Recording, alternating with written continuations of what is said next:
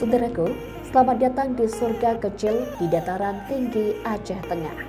Inilah Batu Susun Bur Pantan Terong, destinasi wisata yang terletak di kawasan Bukit Pantan Terong, Aceh Tengah, yang menyuguhkan panorama alam luar biasa dan udara sejuk yang menyegarkan.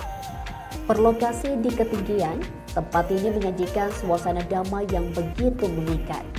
Pada Selasa 18 Juni 2025, sejumlah wisatawan tampak menikmati keindahan alam sambil merasakan udara segar khas pegunungan. Pulang terus.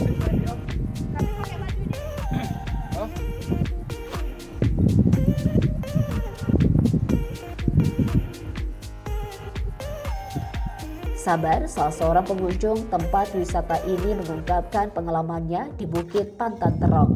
Udaranya sangat segar. Tempat ini sudah cukup dikenal dan sering dikunjungi masyarakat dari dalam maupun luar daerah. Tiket masuknya juga murah, cocok untuk semua kalangan.